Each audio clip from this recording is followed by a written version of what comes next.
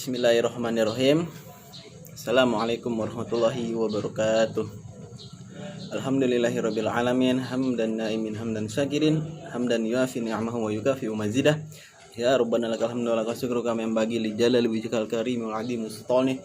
Allahumma shalli ala sayidina Muhammad wa ala ali sayidina Muhammad. Salatan tunjina biha min jamil ahwali wal afat wa taqbilana biha jamil hajat wa tutahhiruna biha min jami'i syai'at wa tarfa'una biha indaka 'ala darajat wa tuballighuna bi aqsal ghayat min jamil khairati fil hayati wa ba'dal mamat innaka samiun qaribun mujibud da'wati qadil hajat. Allahumma shalli ala sayidina Muhammad wa ala ali sayidina Muhammad.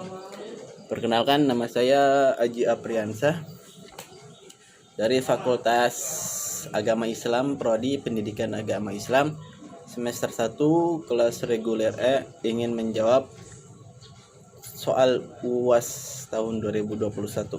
Yang pertama itu yang dimaksud dengan ilmu nasi dan mansuh, mengetahui perkembangan tasri menuju tingkat sempurna sesuai dengan perkembangan dakwah dan kondisi umat Islam.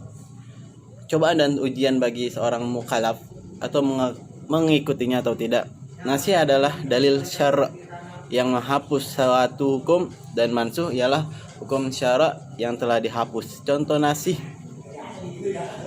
qala Allah Ta'ala, ya ayuhan nabiyyu haridil mu'minin alal qital iyyakum minkum 'ashruna sabirun yaglibuna mi'atain wa iyyakum minkum mi'atu yaglibuna alfam minal ladina kafaru bi annahum qaumul la yafqahun. Yang artinya, hai Nabi, korbankanlah semangat, berilah semangat para mukmin itu untuk berperang melawan orang-orang kafir. Jika ada 20 orang yang sabar di antara kalian, niscaya mereka dapat mengalahkan 200 orang musuh di antara orang kafir. Dan jika ada, boleh dibaca yukun dan boleh pula takun, 100 orang yang sabar di antara kalian, niscaya mereka dapat mengalahkan 1000 daripada orang kafir. Disebabkan orang-orang kafir itu, mereka yang kafir itu namun tidak mengerti, kamu yang tidak mengerti. Ayat ini merupakan ungkapan kalimat berita mereka yang kafir itu, akan tetapi maknanya adalah sama seperti kalimat perintah, yakni hendaknya 20 orang di antara kalian mampu memerangi 200 orang kafir, dan 100 orang mukmin mampu memerangi 1000 orang kafir. Gitu jadinya. Nah, yang kedua itu yang artinya, hai orang-orang yang beriman, apabila kalian mengadakan pembicaraan khusus dengan Rasul, yakni kalian bermaksud untuk melakukannya dengan dia, hendaklah kalian mengeluarkan sebelum pembicaraan kalian itu. Sebelum pembicaraan khusus itu diadakan, sedekah yang demikian itu adalah lebih baik bagi kalian dan lebih bersih, artinya lebih membersihkan dosa-dosa kalian jika kalian tidak menemukan apa yang kalian sedekahkan gitu. Nah, manfaatnya dari nasi dan mansuh itu adalah, hikmahnya adalah kita semakin yakin bahwa Allah itu maha bijak, maha kasih, dan maha sayang, Rahman Rahim. Nah, jawaban UAS nomor 2 itu tentang ilmu munasabah. Ilmu munasabah adalah suatu ilmu yang mencoba mengetahui alasan-alasan di balik susunan atau urutan bagian-bagian di Al-Quran, baik dengan ayat atau surat dengan surat. Manfaat ilmu munasabah yaitu dapat mengembangkan sementara anggapan orang yang menganggap bahwa tema-tema Al-Quran kehilangan referensinya antara suatu bagian dengan bagian yang lainnya. Mengetahui persambungan atau hubungan antara bagian Al-Quran, baik antar ayat-ayat kalimat. Nah, dapat diketahui tingkat dan kualitas kebalaguhan bahasa Al-Quran dan hubungan kontekstual antara kalimat yang satu dengan kalimat yang lainnya, serta penyesuaian ayat-ayat yang satu dari yang lain. Nah, kita lanjut yang nomor 3, yaitu kemukjizatan dalam Al-Quran gitu. Yang pertama itu dari aspek bahasa Arab. Bahasa Arab adalah bahasa tertua di dunia. Nah, mukjizat itu digunakan bahasa Arab sebagai bahasa Al-Quran karena bahasa Arab memiliki keistimewaan yang tidak dimiliki oleh bahasa lain. Contoh bahasa Inggris gitu, bahasa Indonesia. Yang pertama itu bahasa Arab adalah bahasa tertua di dunia. Nah, bahasa yang digunakan Al-Quran bukan sekedar bahasa Arab biasa, namun bahasa dengan tingkatan yang tertinggi. Bahasa Al-Quran itu adalah mukjizat. Nah, yang kedua itu huruf, bunyi, struktur huruf Al-Quran dan bunyi Al-Quran. Susunan suara kata-kata yang digunakan terasa lembut dan indah digunakan. Bahasa Al-Quran dapat diterima oleh semua lapisan manusia, baik oleh orang awam maupun kaum cendekiawan. Nah, yang Selanjutnya itu sejalan dengan akal sehat dan dapat menyentuh perasaan. Secara utuh keindahan sajian Al-Quran serta keindahan susunan bahasanya. Jadi balagohnya ada, jadi indah gitu didengarnya, enak lah pokoknya. Nah, mukjizat itu ada lagi yang selain itu ada mukjizat Al-Quran dalam aspek sejarah. Contoh sejarah dalam Al-Quran, sejarah pembangunan Baitullah kuno dari sumber Al-Quran dan hadis-hadis sahih. Nabi diketahui bahwa arsitek yang pertama kali membangun Baitullah adalah para malaikat. Mereka telah diperintahkan oleh Allah Subhanahu wa taala membangun Baitullah itu persis di belahan paling mulia di permukaan bumi, zona yang diharamkan Allah tersebut pada hari penciptaan langit dan bumi. Gitu.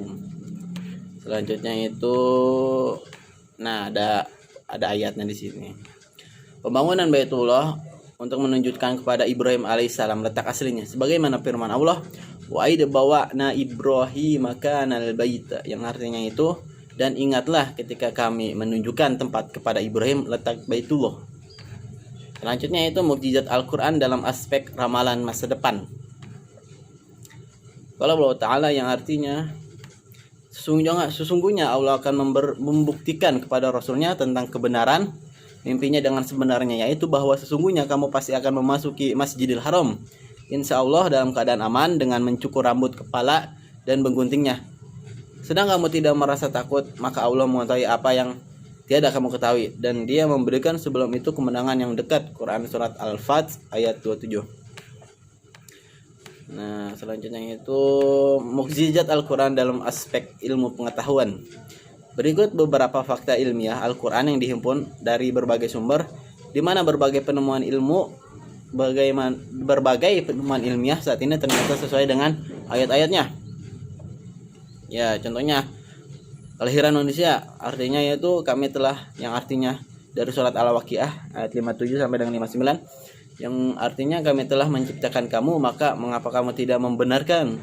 Adakah kamu perhatikan benih manusia yang kamu pancarkan, kamukah yang menciptakannya ataukah kami yang menciptakannya? Gitu. Selanjutnya itu kita lanjut ke soal yang nomor 4, yaitu perbedaan pendapat para ulama terhadap muhkam dan mutasyabih. Menurut ulama, golongan Hanafiyah mengatakan lafaz mukah ialah lafaz yang jelas pertunjukannya dan tidak mungkin telah dinasih, dan sedangkan lafaz mutasyabih adalah lafaz yang sama makna pertunjukannya sehingga tidak terjangkau oleh akal pikiran manusia.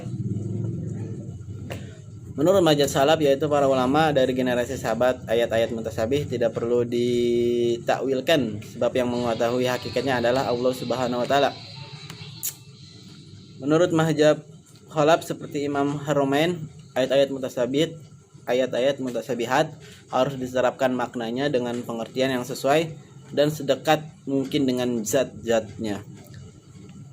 Contohnya itu seperti Bismillahirrahmanirrahim, wallazi anzala 'alaikal kitaba minhu ayatun muhkamatuhunna ummul kitab wa ukharu mutasyabihat fa ammal ladzina fi qulubihim zaygun fayattabi'una ma tashabahu minhu batigo alfitnatu wa batigo at-ta'wili wa ma ya'lamu ta'wilahu illallah wa rasikhuna fil 'ilmi yaquluna rabbana amanna bih qulu min indina rabbina wa ma yadhakkaru illa ulul albab. Al-ayah. Nah, selanjutnya kita masuk yang ke nomor 5, yaitu yang akan saya jelaskan, yaitu Allah Subhanahu wa taala kerap bersumpah dengan menggunakan waktu-waktu berbeda dalam kehidupan manusia selama 24 jam. Salah satunya yakni sumpah di waktu subuh. Allah Subhanahu wa taala berfirman dalam surat At-Takwir ayat 18, "Was-subhi idza tanafas," dan demi subuh apabila fajarnya mulai menyingsing. Dan dengan waktu fajar yang datang dengan cahayanya, yakni pagi yang meninggalkan kegelapan malam. Dan ini juga merupakan ayat Allah Jalla Jalahu yang paling agung, dan maksud dari sumpah Allah Jalla Jalahu dengan siang dan malam dan sumpah-sumpahnya yang telah disebutkan adalah merupakan penekanan dan kuasa Allah. Dalam surat lain Al-Quran, Allah Subhanahu wa taala juga menyebutkan sumpahnya di waktu subuh. Selain itu, sumpah terhadap waktu lainnya juga disebutkan dalam kitab suci umat Islam. Ini Allah Subhanahu wa taala berfirman dalam surat Al-Fatir yang ayat pertama, yaitu dalam surat Al-Fajr yang berbunyi wal fajri, demi fajar.